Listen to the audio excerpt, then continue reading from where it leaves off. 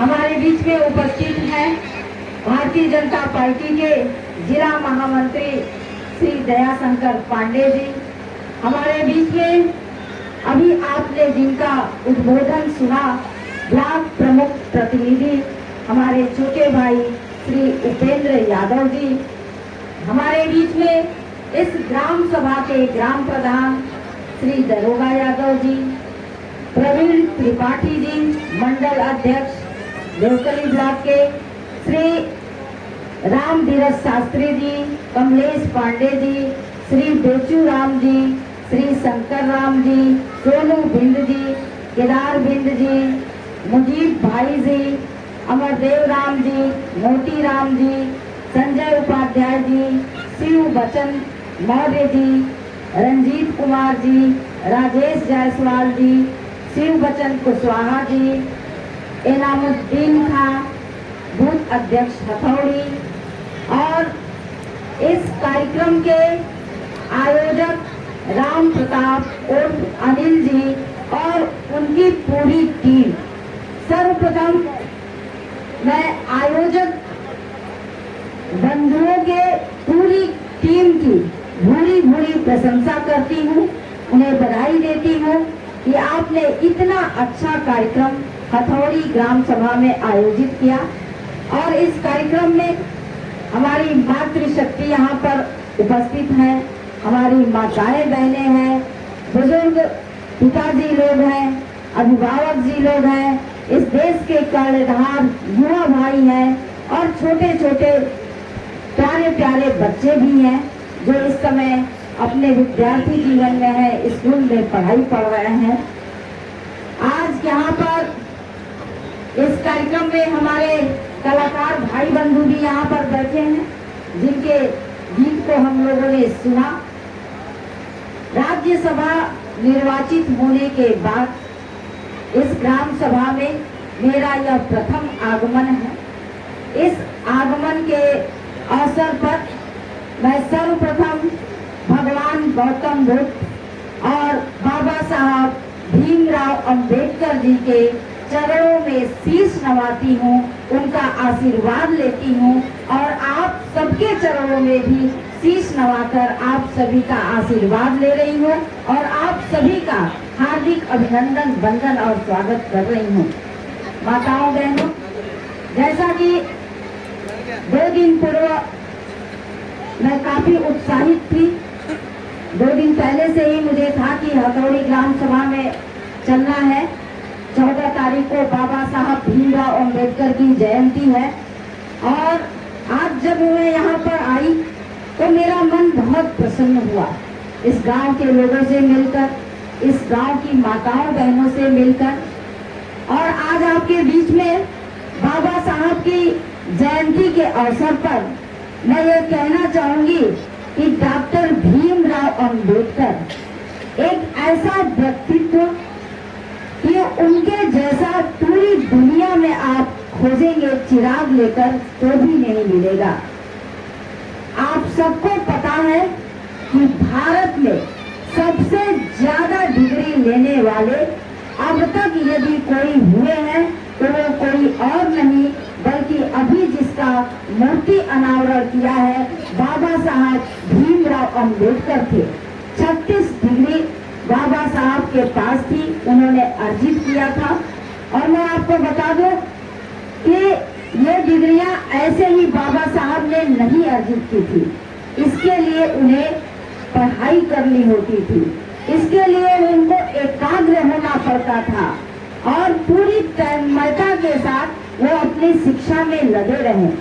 और जितना समय हम लोगों के पास है 24 घंटा, उतना समय उस महापुरुष के पास भी था, लेकिन 24 घंटे का उपयोग उन्होंने जिस तरह से किया कि आज एक मिसाल बन गया है कि उसका उल्लेख हम लोग करते हैं। 24 घंटे में 18 घंटे वो अपना समय शिक्षा अर्जन करने में लगाते थे, पढ़ाई करने में लगाते थे और मात्र 3 घंटा सोते थे और 3 घंटा जो बचता था वो दैनिक दिनचर्या में लगाते थे।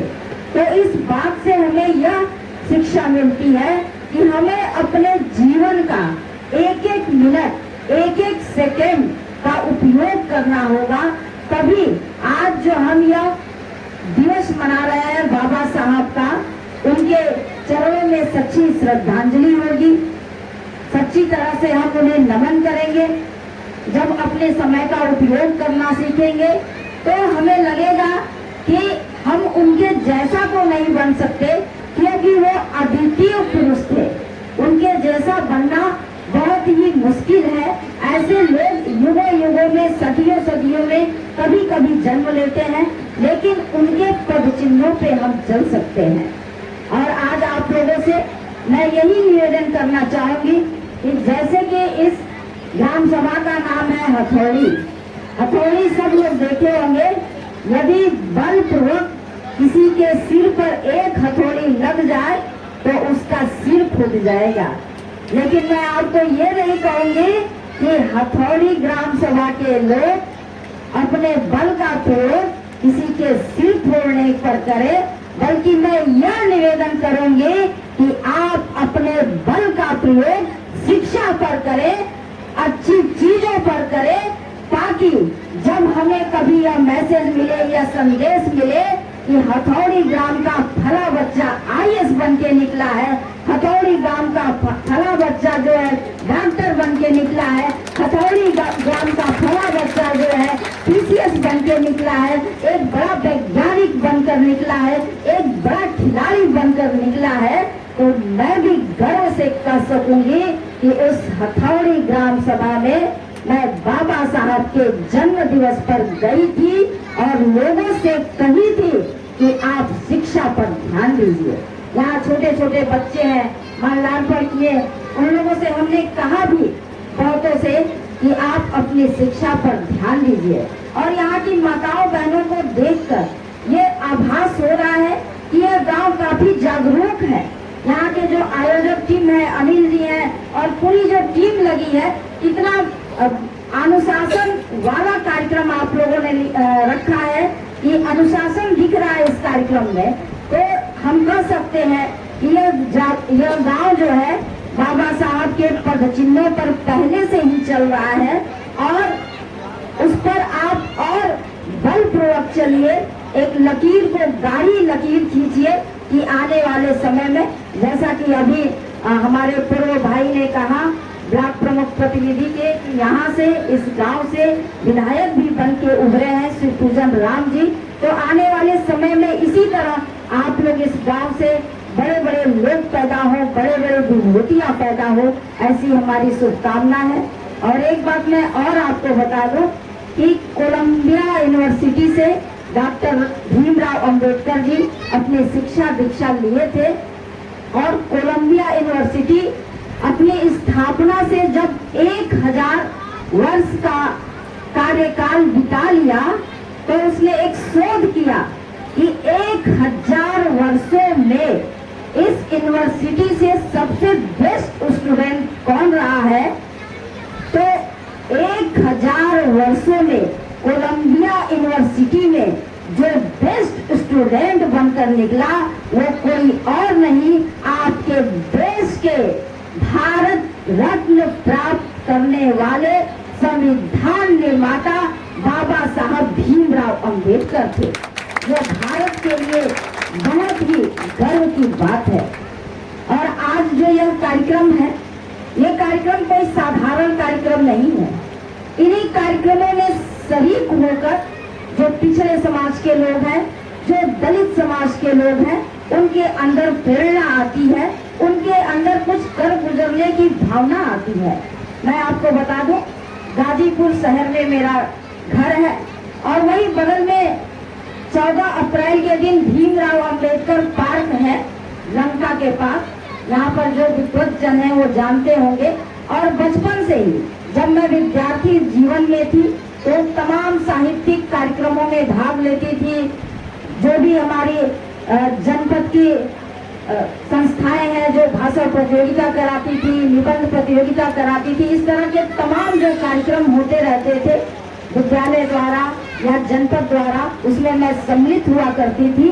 और 14 तारीख 14 अप्रैल का भी वो दिन था जब मैं विद्यार्थी जीवन से ही डॉक्टर भीमराव अंबेडकर के जन्म दिवस के कार्यक्रम में सम्मिलित हुआ करती थी और वहां सम्मिलित होकर बाबा साहब भीमराव अंबेडकर की जीवनी से प्रभावित होकर ही आज जो मेरी शिक्षा दीक्षा हुई है। लोग कहते हैं मुझे कि बहुत पढ़ी लिखी महिला है। मैंने बीए किया, एमए किया, उसके बाद बीएड किया, एलएलबी किया और पीएचडी भी किया। इतने में ही लोग कहते हैं कि बहुत पढ़ी लिखी महिला है।